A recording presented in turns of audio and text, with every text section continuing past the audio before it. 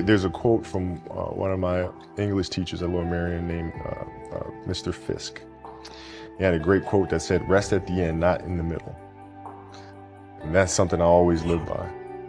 You know, I'm not gonna rest, I'm gonna keep on pushing now. There are a lot of answers that I don't have, even questions that I don't have.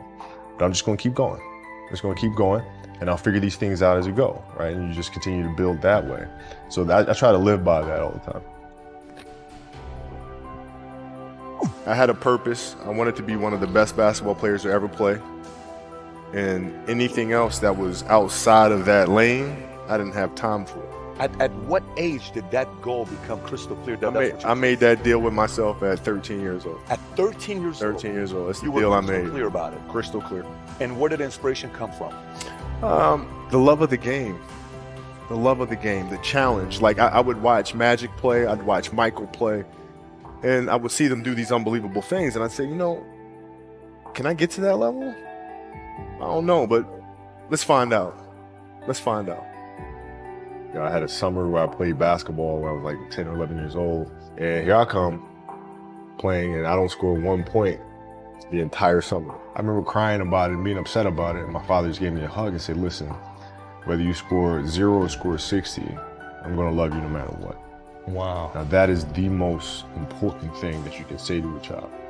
Because from there, I was like, okay, that gives me all the confidence in the world to fail.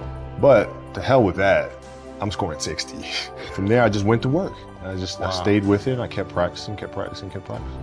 I think that's when the idea of understanding a long-term view became important.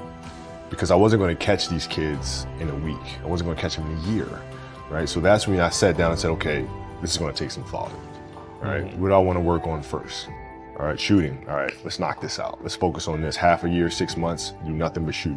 When I came back the next summer, I was a little bit better. I scored. Yeah, it wasn't much, right, but I scored. 12, 13. And then 14 came around, back half of 13, 14 years old, and then I was just killing everyone. What I had to do was work on the basics and the fundamentals. Well, they relied on their athleticism and their natural ability. And because I stick to the fundamentals, it just caught up to them. And then my body, you know, my knees stopped hurting. I grew into my frame, and then it was game over. Wow. Now, were you always competitive from the day you were born? You were super competitive? Competitive with things that I participated. So I'll put it to you this way. So like, you know, basketball for me was the most important thing. So everything I saw, whether it was TV shows, whether it was books I read, people I talked to, everything was done to try to learn how to become a better basketball player. Everything. And so when you have that point of view, then literally the world becomes your library to help you to become better at your craft. So at 13 years old, I had a kill list. And so, you know, they used to do these rankings. It was Street and Smith basketball rankings. And I was nowhere to be found because I was like 6'4", scrawny, like 160 pounds soaking wet. So I was like 57 on the list. And so I will look at 56, 55, all the way up to number 1, who these players are.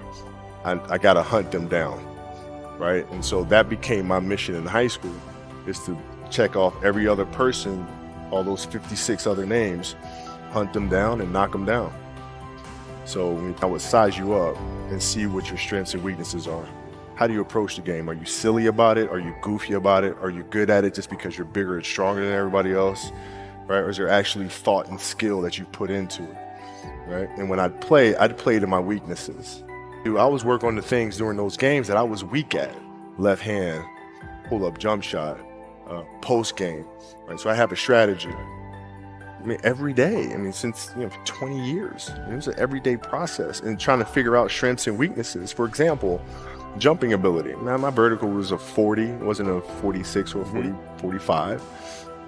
My hands are big, but they're not massive, right? So you got to figure out ways to strengthen them so your hands are strong enough to be able to palm a ball and do the things that you need to do. Quickness, I was quick, but not insanely quick.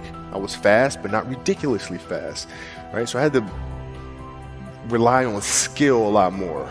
I had to rely on angles a lot more. I had to study the game a lot more. And but I enjoyed it though. So like from the time I can remember when I started watching the game, I studied the game, and it just never changed.